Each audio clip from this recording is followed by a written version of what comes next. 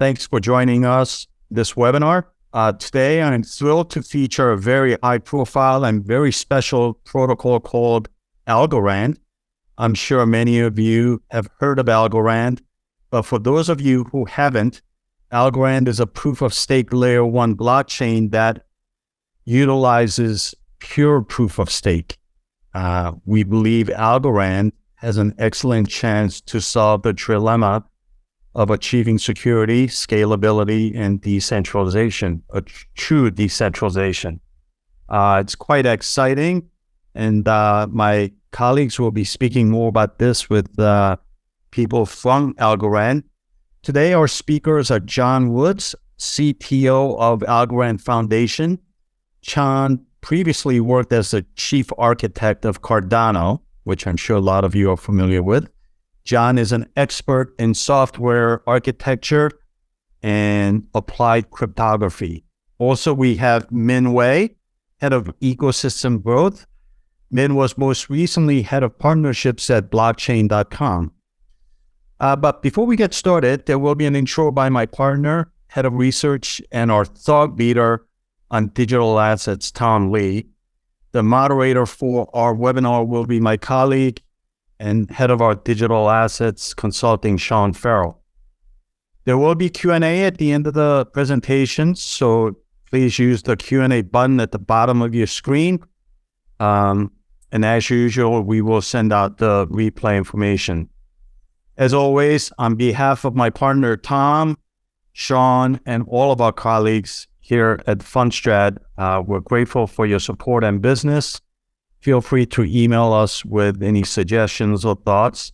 I will now turn the mic over to my partner, Tom. Thank you very much. Welcome, everybody. I do want to just give some background and some thoughts on crypto and the digital asset market. It's been a pretty terrible winter for equities and crypto over the past year. But as you know, or you may have noticed that since October, both crypto and traditional equities and other risk assets have actually performed a lot better. Now, I think there's several reasons for that, but in my opinion, the most important is that we really stress tested these markets. Bitcoin had every reason to stay under pressure with the failure of FTX and the associated ripple effects, and then these coordinated and multiple actions by the SEC in what we consider to be Operation Choke Point 2.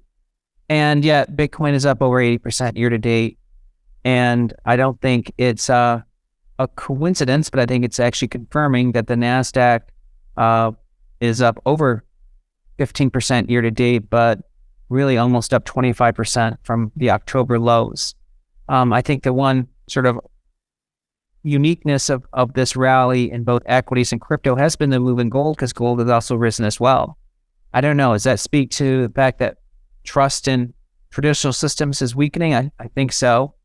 And on top of that, I think there's some reasons for investors to get pretty excited about the sort of the future of crypto, because not only is the winter probably ending, but I think that there are emerging use cases. This old notion of generative AI and the idea that autonomous agents could be, executing a lot of sort of more judgment-like functions, that really strengthens the case for crypto, because now we have smart contracts that can be protected on both sides by what we consider to be autonomous agents. And that really then brings us back to, why we should be pretty open-minded looking at different projects, because I think it is still too early to know what winners and losers are. And that means whether it's proof of work or proof of stake, or existing projects or shiny new projects, that's really going to be determined by the market over the coming time. And so I think it's still important for investors to have an open mind. And with that introduction, I want to turn it over to Sean. Thanks, Tom. Solid intro, and could not agree more in terms of, the stress testing elements of, what we've seen and undergone over the past 12 months or so. Certainly only the strong will survive.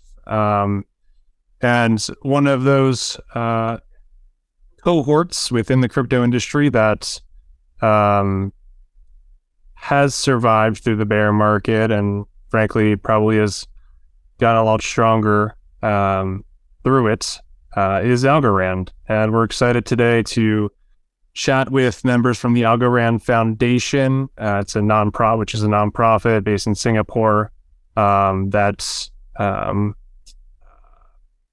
supports development within the Algorand network. Today we're going to speak to John Woods, the CTO, and Min Wei, head of ecosystem growth.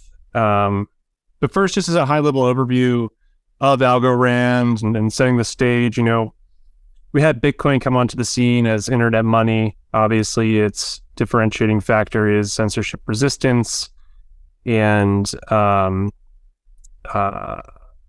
it is the most decentralized form of money, in my opinion, in existence. And but on the back of Bitcoin, obviously, we had Ethereum launch. Smart contracts became a thing, and suddenly the industry was presented with an issue of, the blockchain trilemma, in which there was this quest to solve for decentralization, security, but also scalability. And Algorand approaches this issue from a very unique standpoint. I know everyone has already heard the term proof of stake be thrown out there by Tom and John, but the consensus mechanism for Algorand is a little more unique than just your typical proof of stake. So validators aren't actually compensated for consensus. The security within the network is actually derived from randomness.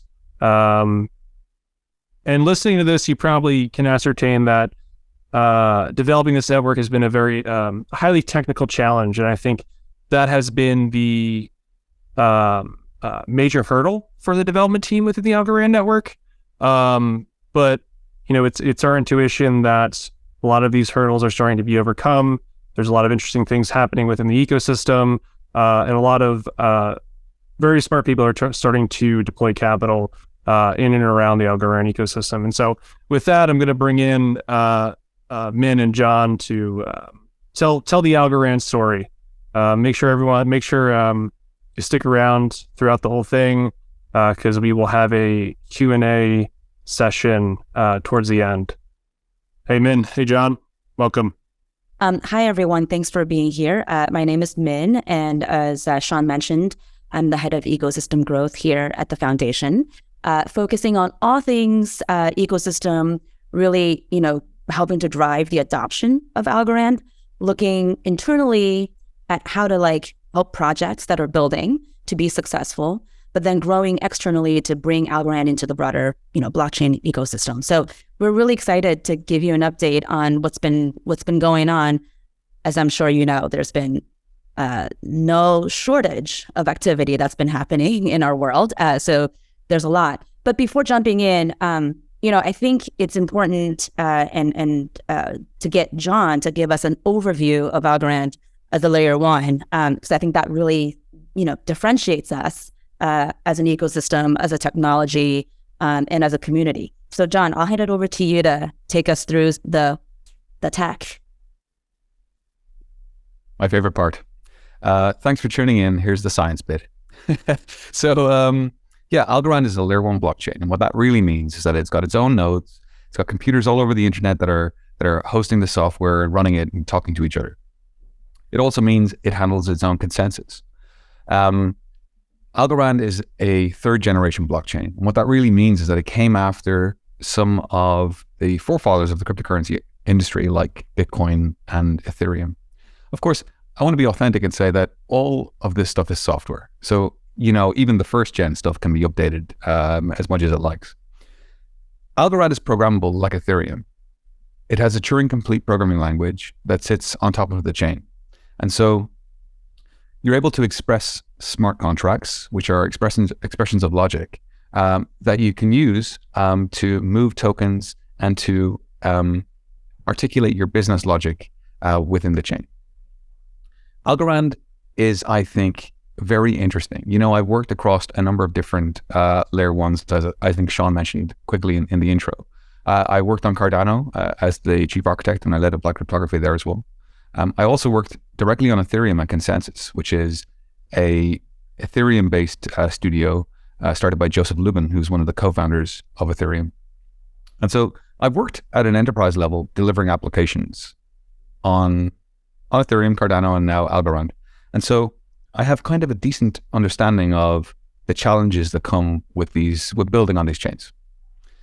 Algorand is the first that I've found that's fit for purpose. And that's what attracted me so much. Algorand checks the boxes that I think are so important for enterprise grade applications. And so those boxes are security, resilience, and scalability. And so I'll talk briefly about how Algorand achieves these things. When it comes to security, Algorand's founder, Silvio Micali, invented a cryptographic primitive known as the VRF, or Verifiable Random Function. The VRF is a cryptographic primitive or Lego brick, effectively a building block that we can use when we're building more sophisticated algorithms. What's interesting about the VRF is that it's effectively, to kind of be quite technical about it, an asymmetric keyed hash function. And so folks might be familiar with hash functions where you can put in information and get a fingerprint out or a digest, where you take any amount of data and you get a fixed length fingerprint of the data. A keyed hash is where you do this, but you also mix in a symmetric key or a password in order to make the output unforgeable. And an asymmetric keyed hash is something a little bit different entirely. It's one where it's verifiable with the public key, but that mix in of the password is done with the private key. So what does this mean? I think if you look at the VRF, invented by Silvio, who, by the way, also co-invented things like zero knowledge proofs. He's really the Mozart, I think, of modern day cryptography. It means that we have a primitive that we can build and leverage to incept a larger system that at its heart is verifiably random. So we can use that randomness to build consensus, as I'll describe in a moment, but also deterministic. And this random or probabilistic yet deterministic technology really allows you to do some very cool things like cryptographic sortition. And so this means that we can build a mathematically strong system that we know is strong and secure in the face of bad actors, that's able to select individuals from the entire network in an individual capacity to both present a block that contains transactions for validation, whittle down all the proposals to a single proposal where a single block is chosen, and then finally to place that block in the blockchain. And so we call this pure proof of stake. And why is it pure? The pureness is that rather than having, as with Cardano, which by the way is also very elegant and very beautifully designed, but uses Silvio's VRF at its heart, rather than with Cardano where we have pools of stakers and we delegate to the pools and delegated proof of stake, and we use the VRF to set up a schedule of which pools are going to be picked next to produce blocks. Rather than doing that, in Algorand, we use that at a lower level, more granularly. So the VRF is used to select from all the participants. So like solo miners or solo block producers, anyone can contribute to consensus in Algorand. And the VRF is used then to select an individual in a verifiable, deterministic, yet probabilistic way. So we can't pick who's coming next. We can verify that they had the right to do what they say they're going to do. To both produce the block, validate the block, and finally add the block to the chain. And that's security. When it comes to resiliency, and by the way, I'm happy to dig into some questions later on, of course, if folks have interest. When it comes to resiliency, I just want to say one thing. Building enterprise-grade systems, as I've done most of my life, including at the European Central Bank and the Irish Central Bank, and for Citi and for Ericsson and many other multinationals, is really hard. And I know this because when I was at both the European Central Bank and indeed Ericsson, these are mission-critical systems. Banking for the Eurozone for settlement between interbank, and indeed, for example, telecommunications networks, which need to be up for folks who are making emergency calls. Resiliency is incredibly important, and we don't see it a lot in the cryptocurrency industry. Ethereum is quite resilient, and so is Bitcoin. But some of the third generation blockchains have suffered a lot of downtime. Downtime, I think, is acceptable in any sufficiently complicated or sophisticated system, but Algorand's had none so far. That doesn't mean it will never have any, but I do think we've done a very good job. Well, I should say the team, because I haven't written a line of it. The team on the protocol side have done a very good job with, I think, world-class distributed systems engineering and world-class applied cryptography. And I don't want to name their names, but some of these folks have Wikipedia pages because of their contributions to computer science. And when you have a team like that, you end up building a system that is reliable. Because decentralization is great, but if you go to enter a football stadium and you can't get in, it's not so good. And if you go to send money to your parents and they need it and you can't do it because it's down for 4 hours, that's not so good either. So resiliency is very important. And finally, I'll just touch on scalability. Algorand as a layer 1 blockchain is incredibly scalable. I don't like to flex on or gloat rather about transactions per second, because really sometimes it can be comparing apples with oranges. But Algorand right now has a transaction per second rate that is high enough to meet all demand on the network. So Algorand hits about 7,000 TPS. In testnet, we've done about 50,000, which is kind of up there with MasterCard and Visa, although I think they're pushing into kind of 80 to 90K at this point. But 7,000 transactions a second is light years ahead of what we see on Ethereum. And we're doing it while secure and resilient and with fees that are so low, it's immaterial. And finally, I just want to touch on the fact that the finality, when I say finality, what I mean is when you send a transaction on Algorand, it's literally added to a block that's final and done within 3.5 seconds, 3.7 to be precise. And so that finality is very important. When you're building enterprise-grade applications on Ethereum and Cardano and others, you have to worry about block reorgs. What happens if my transaction goes into a block, but then there's a short fork and it's unwound because of a reorg? This is very common. There's nothing necessarily wrong with it, but it adds complexity to enterprise-grade applications. On Algorand, that process of the VRF, the middle stage where we whittle the proposals down to one, ensures that the entire network always agrees on consensus. So it's not possible to fork in that regard. So the finality, no forking, and the security, resilience, and scalability of Algorand lead to a very good user experience, which is ultimately why you want to incorporate technology into your stack. I think that's kind of, good summary, I think. John, every time you talk about the tech, the elegance of it really comes through.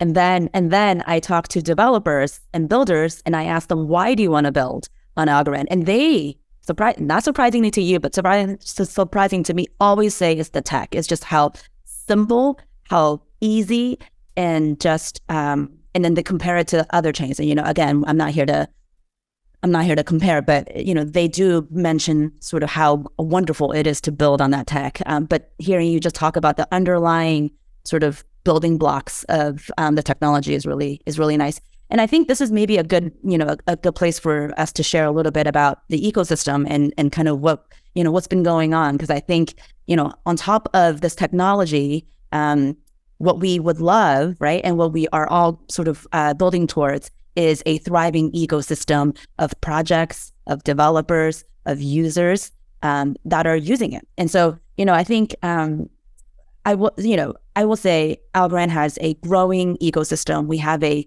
loyal and passionate community of builders. Passion is, I would say a word that I've learned to love about our community. They're just so passionate. They care so much about, what we built.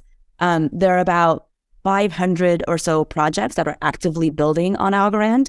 And I will say, like most layer ones, the areas that we have the most projects building are kind of in the DeFi, NFT, gaming space.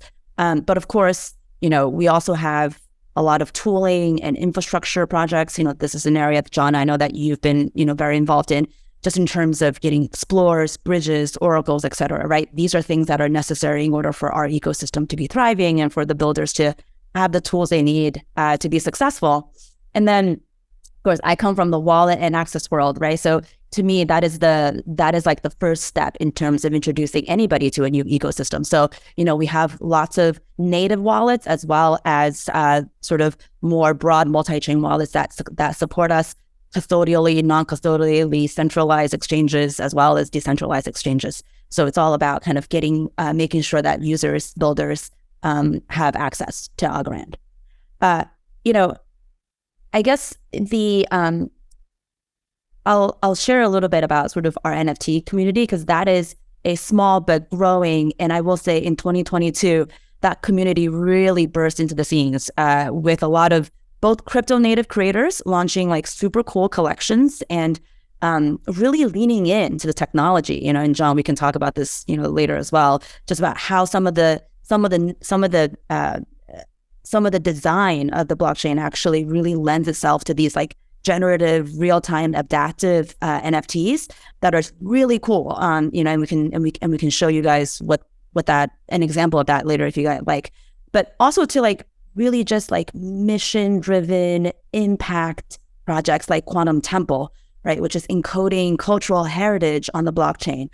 The what's kind of cool about, I think, our NFT community is that there's so much innovation and a lot of different creators, and they're kind of pushing the boundaries of what it means to be issuing a collection on the blockchain. So that's exciting. Again, it's new, it's small, but it's certainly growing. DeFi, I will say we have hundreds of millions of dollars in TVL on Algorand. We have, just as you would expect on other chains, at DAX, we can do lend and borrow.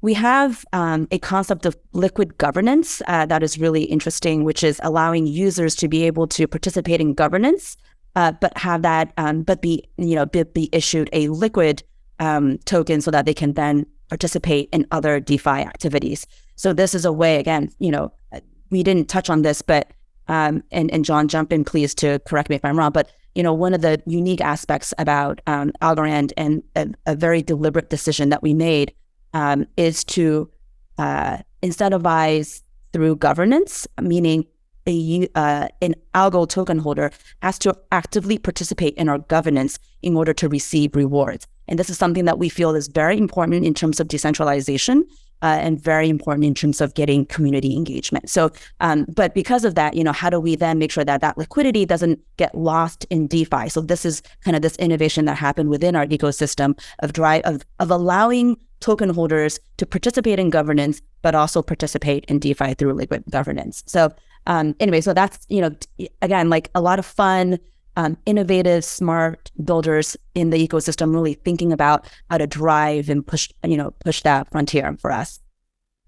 But I will say, I think where we kind of shine and differentiate from a lot of the other ecosystem is where we put these real world use cases at scale on the blockchain.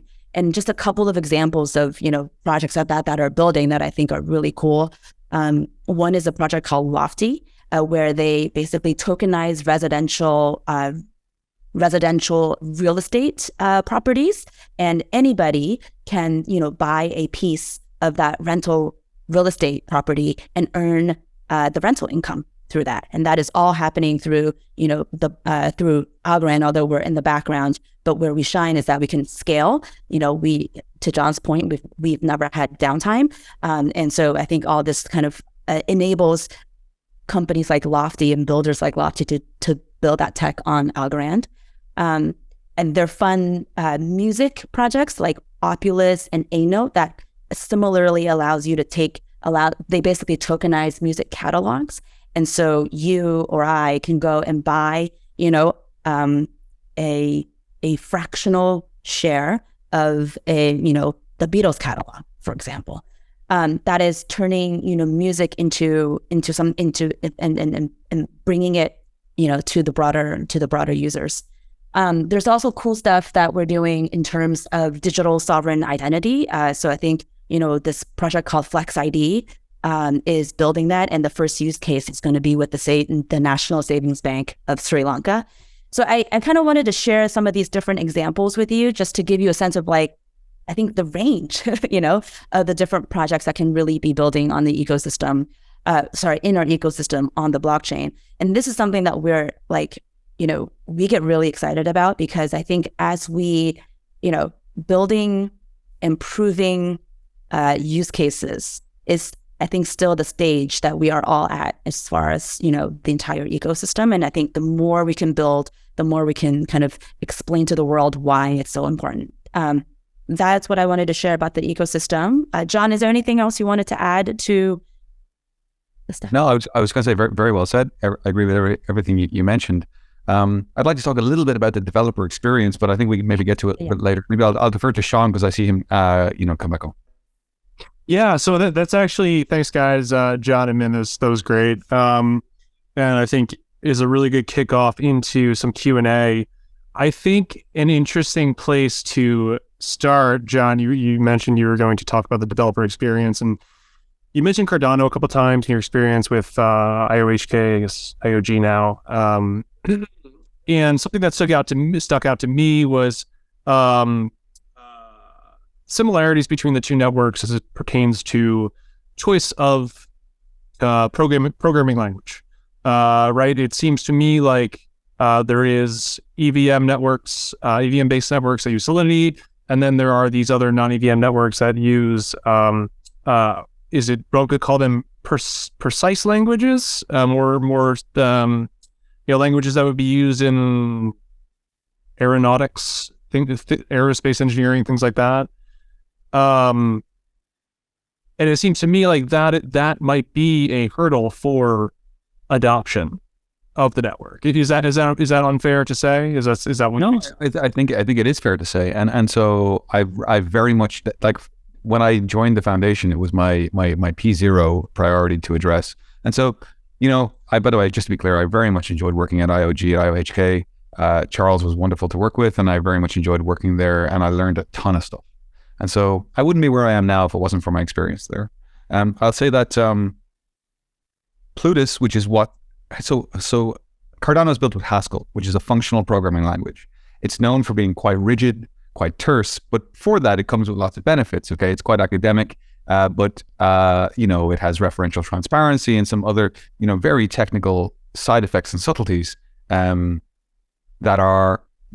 lend themselves to formal code, formal methods, tested code, code that is very reliable. So, Cardano has been very strong on that. But they've also built their smart contract language, which they call Plutus, which is really a variant of Lambda calculus built on top of Haskell. So you go from a Haskell abstract syntax tree and you kind of get down to this like Lambda calculus expression, which is like effectively a mathematical expression of logic, a Turing complete mathematical expression of logic. And so super tough though, really not very fun. And so I remember it took me about 9 hours. I thought, I'll study this stuff before I go in there for a week or so. It took me about 3 months to actually understand Plutus. And also, of course, the difference between Cardano and other networks is that on top of that difference, with Plutus being the core interpreter, it also has a UTXO-based accounting model. So it's much more like Bitcoin than it is like Ethereum. So now if we pivot to Algorand, you'll see that Algorand has an account-based accounting model. And this means that Algorand is very much like Ethereum in the sense that it doesn't have UTXOs. So you don't have to worry about moving these kind of like dice under a cup when you're building your solution. So I think Algorand's superior in that regard.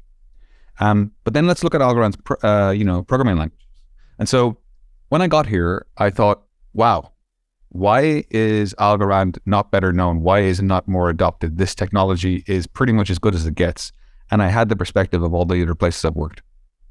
And I think the answer, or certainly part of the answer, is in how easy it is to use. And I think the team at Algorand Inc., who are, our sister company or our kind of like partners, which we've paid those guys to build the protocol, have done an excellent job at the core stuff. And you can see that in the security and the resiliency of the network. But where we maybe are not as good is in that Apple-style user experience. When you get a new MacBook and you open it up, it just turns on. And when you want to build an iPhone app, you click on Xcode and you click File, New Project, and before you know it, you've got a template there that you've built your first iPhone app and it's saying Hello World on a simulator. And that's great, and that's why they have hundreds of thousands of apps in the App Store, and that's why they're so successful. And so I wanted to bring a touch of that experience to Algorand.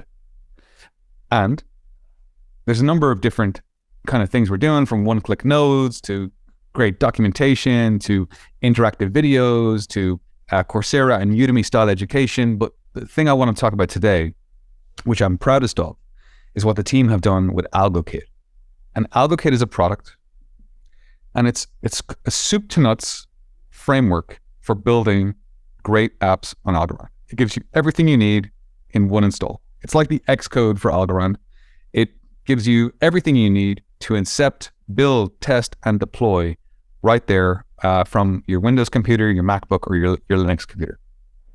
And so Algorand at its heart has the AVM. The AVM is the Algorand virtual machine, and it is the CPU at the heart of this decentralized operating system that runs, well, I suppose, decentralized computer, if you like.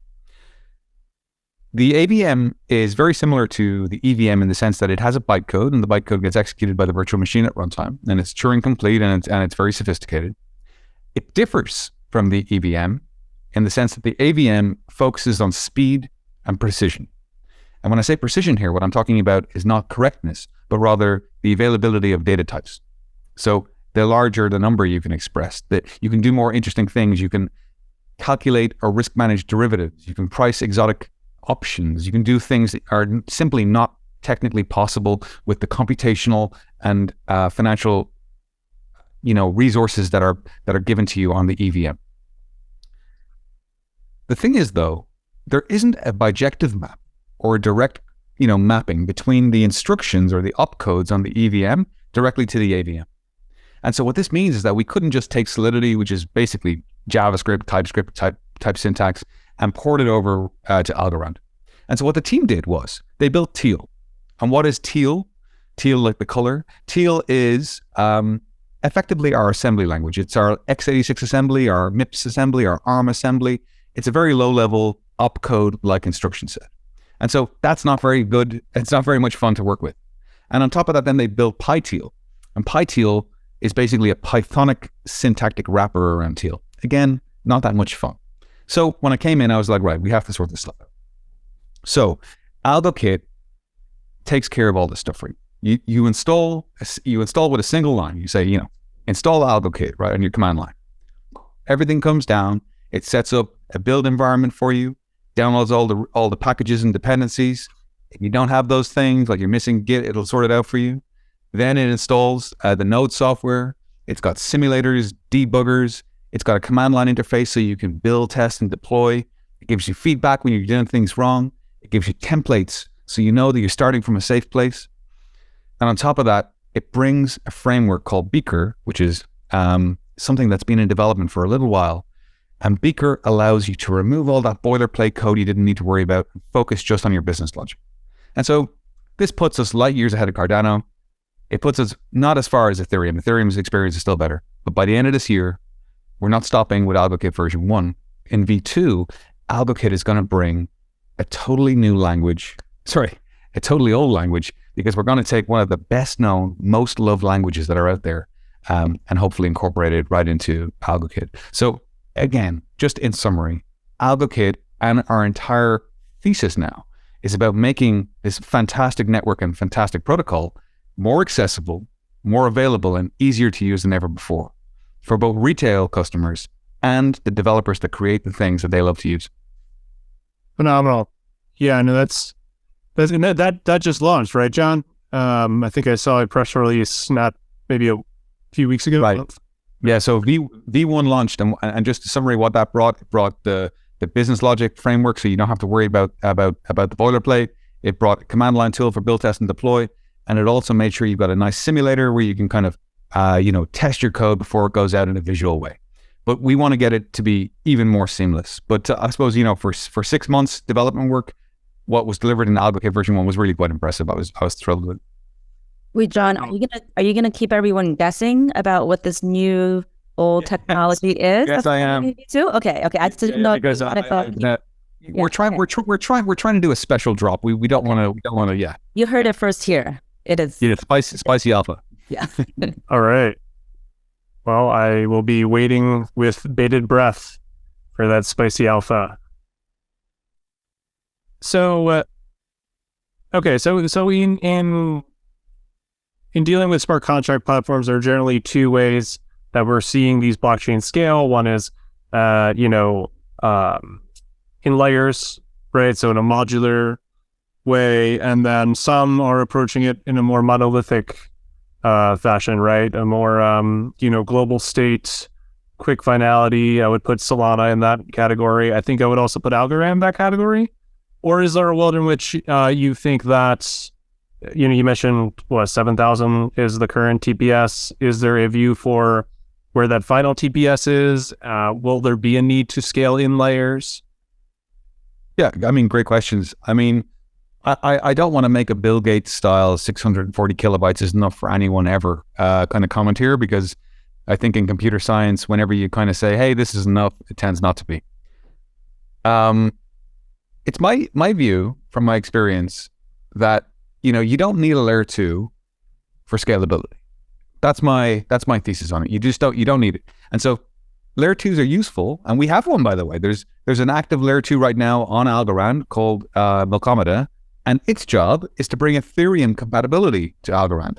So you can take Solidity you've written for Ethereum, a pure Solidity smart contract.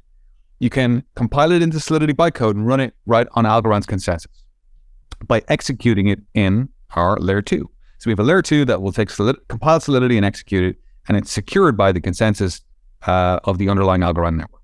That's a great example of where, a layer 2 makes sense. And there are other examples. I don't think, though, we need it for scalability with a properly architected data propagation stack and the right kind of networking. And so, and indeed the right kind of consensus. And so, if you look at where we're at now at 7,000 TPS, it's certainly ahead of where we need to be, as in the blocks aren't full. And of course, that's, I think, a good metric. You want to make sure that you're ahead of demand. And then finally, I think over the next kind of 6 months, we'll be getting to 10,000 TPS. And I suspect that the current architecture will scale nicely up to about kind of 4 or 5 times that amount. So I suspect that we'll be able to hit about 50K TPS with the current architecture without any dramatic redesigns, as maybe, for example, they've done with input endorsers on Cardano. And then, it's very important to preserve the finality and other things. I would just say that these things, I don't necessarily, I think the less you do with a blockchain, the better. You should kind of tie just, the diamond tether of veracity to the blockchain, where you're it's securing the truthfulness of something that's larger. And so my thesis is that you don't need to build all of the logic right into the chain. And so I think Algorand is well situated now to scale out with its developers over the coming years. But, if things change, maybe we will need a layer 2, but I don't see it as a requirement right now. And I'd say as well, a lot of people talk about co-chains, sub-chains, parachains, or, the kind of avalanche style model. I think it's interesting. It certainly has its virtues. And so I wouldn't be so bold as to kind of dismiss it. But for me, I think if you get the layer 1 correct, and you get the core properties and features of the layer 1 correct, you'll find that you probably don't need it. I personally haven't come across an application that demanded it. Understood. The John, I think is it the diamond tether of veracity? Is that the line you just dropped? I'm gonna add that to my personal lexicon, if you don't mind. You're very welcome. No royalties needed. Thank you. So I'm going to turn to some audience Q&A here. I have some pretty interesting questions. We have one on AI, believe it or not. So, obviously, unless you've been living under a rock, AI is supplanted the word crypto for the most searched word on the planet. I'm sure everyone here has used ChatGPT, Midjourney, something of that nature. I'm curious, there's an obvious use case for AI, where crypto and AI intersect, and seeing as, Algorand is a, high throughput blockchain that can serve a lot of requests at once, I guess, broadly, where do you see the intersection between blockchain and AI, generative AI? And I guess, where do you see Algorand specifically coming into the picture there, if at all? Yeah, I think it's very interesting. By the way, I'm someone who personally loves it. My brother works in machine learning at a very senior level, and a lot of my friends do, and so I have a relatively reasonable understanding of. I've used Stable Diffusion on my own computer locally. I'm someone who has a subscription to ChatGPT 4. These tools are very, very useful, and I think large language models have exceeded expectation. I think what OpenAI is doing is very cool. Ironic, though, that it was started by Elon as a as a kind of let's not let this stuff get out of control. And then it was sold to Microsoft. I think that's kind of funny. But otherwise, I think, very, very cool stuff. Blockchain, of course, is a decentralized ledger. Its core value proposition is that, hey, you can trust the things that go onto the chain. We have an API now on Algorand called Boxes, which lets you store arbitrary data on the chain. So you could upload documents or movies or MP3s or something. So technically, it's completely possible to use Algorand for large data, but generally speaking, blockchains are, their raison d'etre is to be the trust, the notion of trust within the system. And if you look at AI, of course, its value proposition is, generally speaking, pattern analysis, the ability to provide answers, the ability to generate things for you, the ability to interpret a small amount of data and produce a large amount of output. And so it's, of course, there's an intersection, but I don't think that there necessarily is a natural, for me personally, there's not like this natural, obvious use case. Where I think it could be useful is using things like AI to circumvent attacks that are on networks. So by using, recurrent neural networks to be able to identify in advance if there's an unusual pattern that's emerging, so that we can try to prevent fraud and hacks on the network. If you're speaking about, the idea of execution of a neural network within a smart contract, that's another example of where a layer 2 might be useful. So you might have a layer 2 where you have, the logic of the neural network, which is usually, gigabytes in size, and you can interact with that. So you pass in data and find a result. And you do that off chain and then ensure that the veracity of the computation is pegged to the main chain. That kind of thing is interesting. You'll never, of course, have, I just did my Bill Gates moment there, didn't I? You'll never have a neural network executed within an Ethereum smart contract. You could have a very, very, very small one executed within an Algorand smart contract with the fees as low as they are and the computational budgets as high as they are. But I think it's an interesting play, but for me, it's not one that there's an obvious use case. But I'll defer to Min. Maybe there's something I'm not missing because I'm too down in the weeds probably on it to actually see the business value. No. I think that is spot on. I think it's like, there's so many different ways in which AI can cross over into blockchain, right? Like specifically on the computational side, I think, John, you're spot on. Like so far, it's not obvious that there are so many different use cases other than kind of what you mentioned around this computational side of it.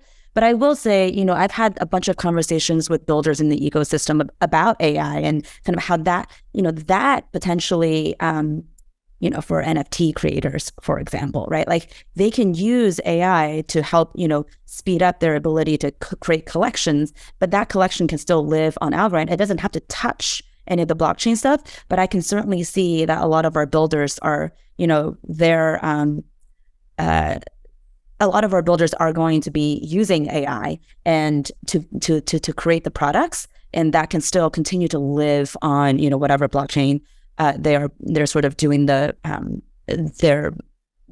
hooked into. And so I think that there's going to be a lot of conversations, if you will, about AI and its impact on blockchain. I think the real crossover is still for now pretty limited, and we'll just kind of have to see how the entrepreneurs and the products are evolving over time. But there's some really cool stuff happening, so it's for sure something that we kind of talk about internally all the time as well. Yeah, no, I think I completely agree with you both. To me, the most interesting intersection would probably just be around creating a truth chain more so to speak, right? So a place where you can develop digital identities to kind of sign off on content with private keys, and keep this element of personhood over certain content while you have AI generated deep fakes just circulating the web, and that way you can actually verify human generated content. Yeah. And oracles, right? I think like that could be a big wave of innovation happening with oracles. Yeah, absolutely. And for example, with Algoracle, or Oracle is one of the products that's out there. they're absolutely, so this is a kind of a decentralized Oracle and Algorand. There's another node you run, and it's incentivized and it's its own system. But as an example, that's the kind of secondary system that could have something like that, which the veracity of the output from the neural network, which of course is very important that it's truthfully executed, is validated by the rest of the network. Although I guess it's kind of tough because it's probabilistic as well. But yeah, no, it's a very interesting kind of thing. Great. So I have a question on governance. Obviously, you'd mentioned the unique governance model. Just high level for those uninitiated. Other layer 1 networks do not have token gated governance, as has been discussed in this webinar thus far.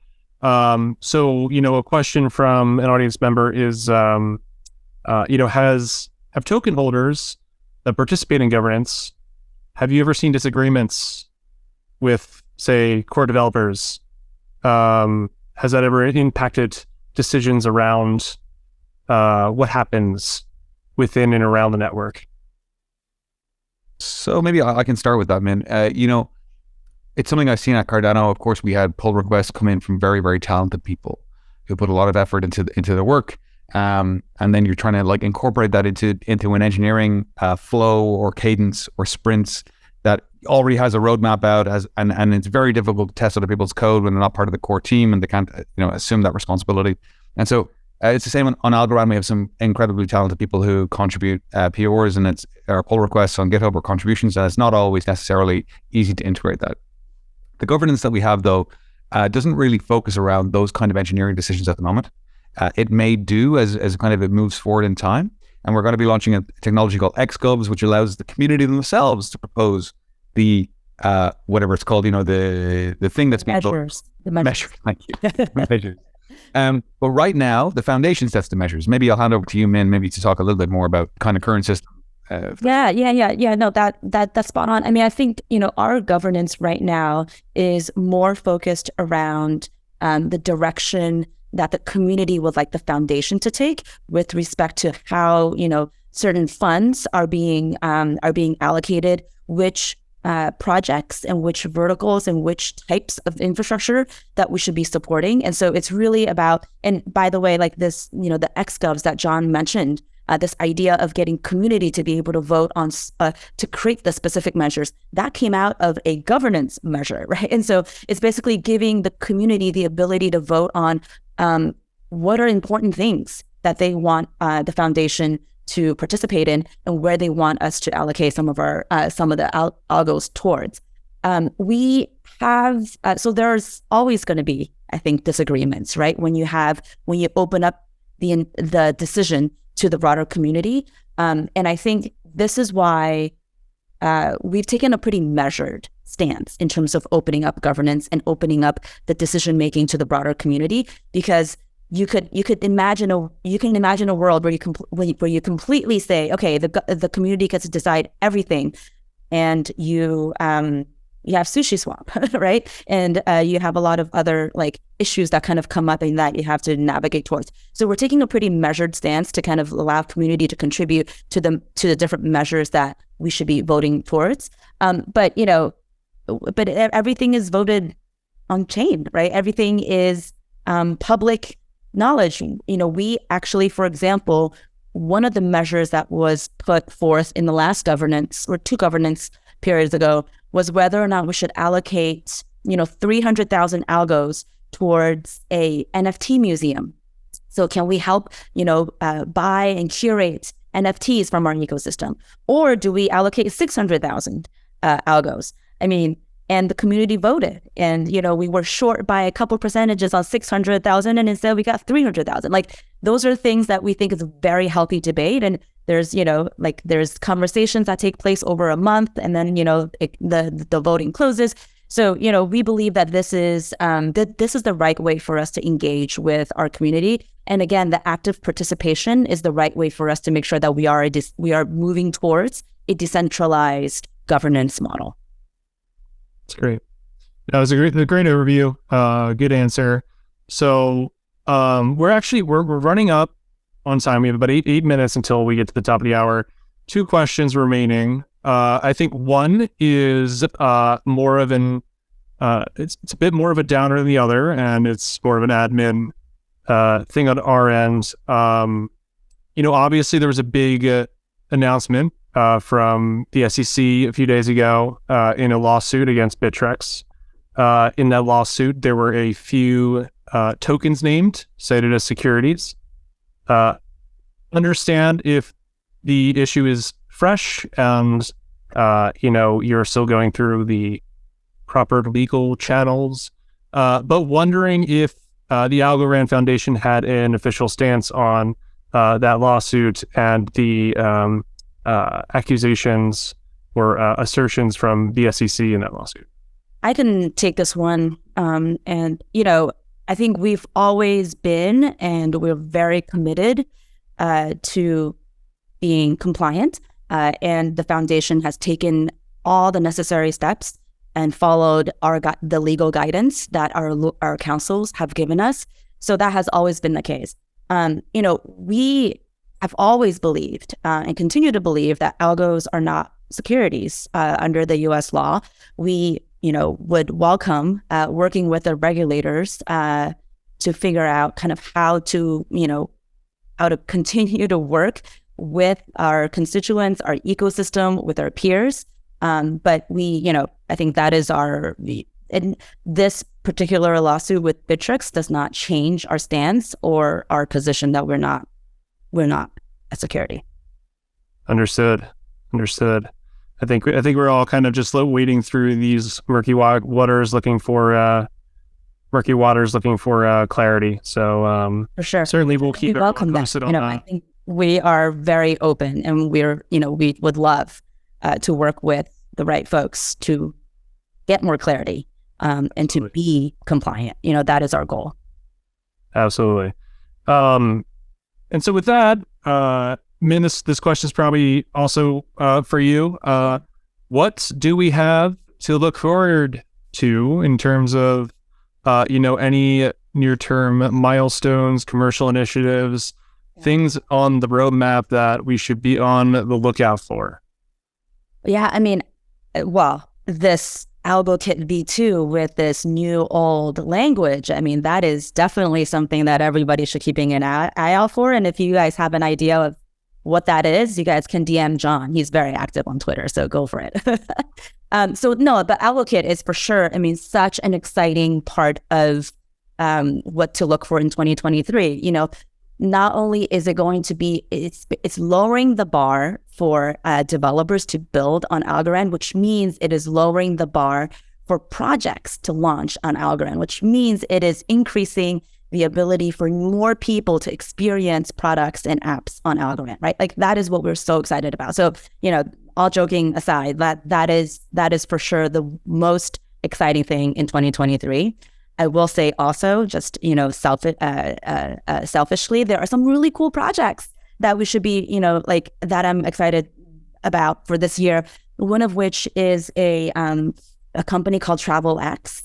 For those of you who are not familiar with TravelX, they are basically tokenizing airline tickets, and they are starting with a low-cost airline called Flybondi, based out of Argentina. So every single ticket you buy is an NFT, which means that you can update the information, the name, the birth date, et cetera, but it also means that you can sell it in the secondary market, in the marketplace, meaning like if you decide, I can't go to Argentina anymore, somebody else can buy, you can sell it. And the airlines love this because they actually get to pull forward their revenue and they get to take a share of the royalties for the secondary sale. The consumers love it because you no longer feel bound to this ticket that you bought, right? I think those kind of projects where you're kind of you're completely disrupting a traditional industry, I get really excited about. And they have other airlines that they're talking to in the pipeline. I think those kind of projects that are just, it's like when you hear it, it's a no-brainer, but when but it's so disruptive. And that's what I'm excited about for, this year. And we have more of these types of projects coming online on Algorand. Love to hear it. We're excited. Keep an eye out for all of that. And with that, we're gonna round things out, I guess. Before we go, where can people reach both of you or the Algorand Foundation in general if they're interested?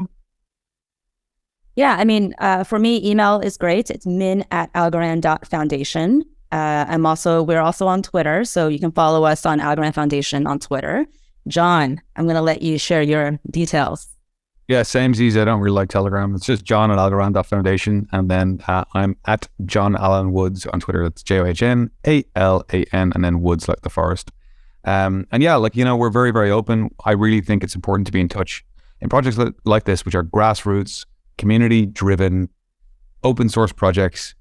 How can you not be in touch with the community and very much open to hearing people's thoughts? It's not a private company. This is something that's a grassroots initiative. And so I welcome people dropping me a mail. Let me know what you think. Have any questions, hit me up. No problems. Yeah, sorry, John. I think that's a great point. I saw that there were some other questions that maybe we didn't get to. Please do feel free to reach out to John and myself for, we're happy to continue this conversation. And it's just like, these are great things for us to keep talking about and keep thinking about and keep pushing us on. So thank you so much for that. We'll have to have you both back on again. Appreciate you both for joining. And with that, I'll turn it over to our managing partner, John Bay, to send us home. Thanks, guys.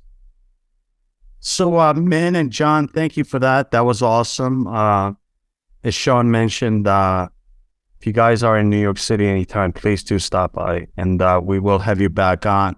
And for our subs and clients who tuned in, thank you very much. Don't forget to join us next Tuesday for our webinar with John's former protocol, Cardano. And then next Thursday, Tom is going to have a webinar on the state of the market. So again, on behalf of Tom and Sean and Min and John Woods, thank you for joining us, and we'll see you soon. Thank you.